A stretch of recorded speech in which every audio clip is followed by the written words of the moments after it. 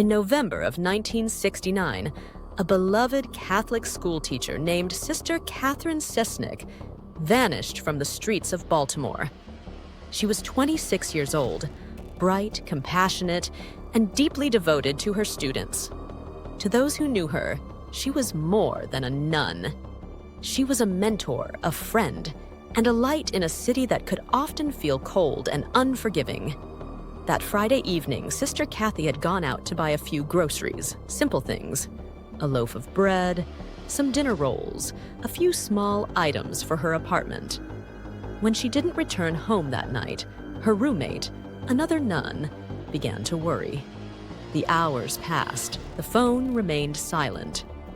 Then came the call that would start one of the darkest mysteries Baltimore would ever face.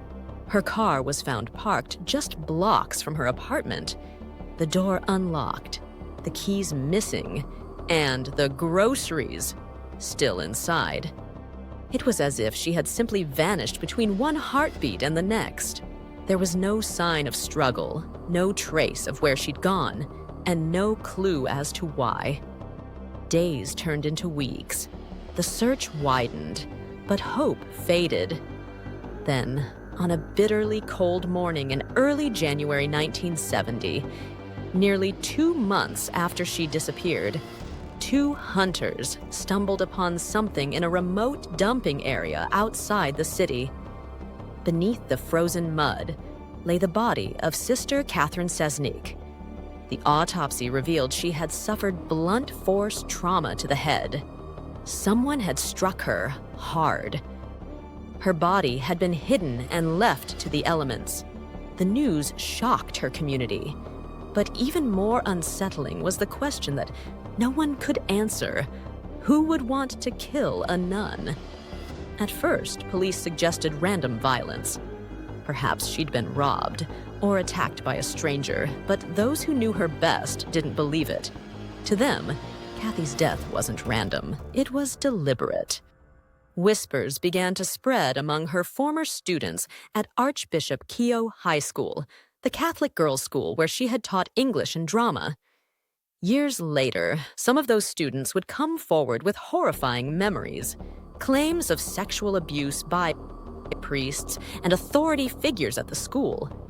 And according to them, Sister Cathy knew. They said she had listened. She had comforted the girls who came to her crying, and she had promised to do something about it. Some believed she planned to expose what was happening, to speak out against powerful men within the church. But before she could, she disappeared. No direct evidence ever proved this connection. But the timing, the fear, and the silence that followed painted a chilling picture. When the abuse allegations finally came to light decades later, many wondered if Cathy's murder had been part of something far larger, a web of secrets meant to protect those in power and silence those who might reveal the truth. For years, the case grew cold. Witnesses died, memories faded, and official files seemed to disappear. But Sister Cathy's students never gave up. They became detectives in their own right, gathering documents, interviewing witnesses, and pushing the story back into the public eye. Their determination caught the world's attention in 2017, when Netflix released The Keepers, a 7-part documentary that reopened the wounds of Baltimore's past. The series didn't solve the crime, but it forced people to ask the hard questions.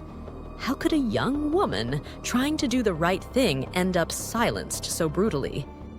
And why had justice never come? Today, more than 50 years later, Sister Cathy's murder remains unsolved. No one has ever been charged. Many of the people connected to the case are gone, taking their secrets with them. But the women who once sat in her classroom still visit her grave.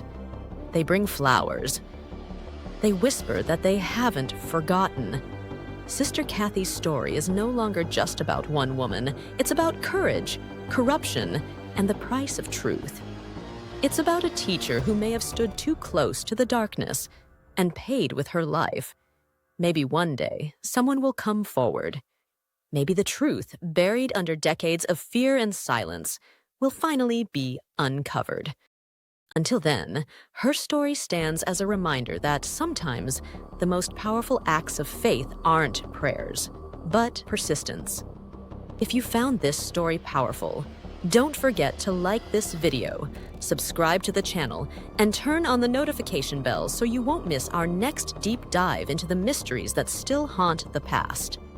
Thank you for watching, and remember, sometimes the truth refuses to stay buried.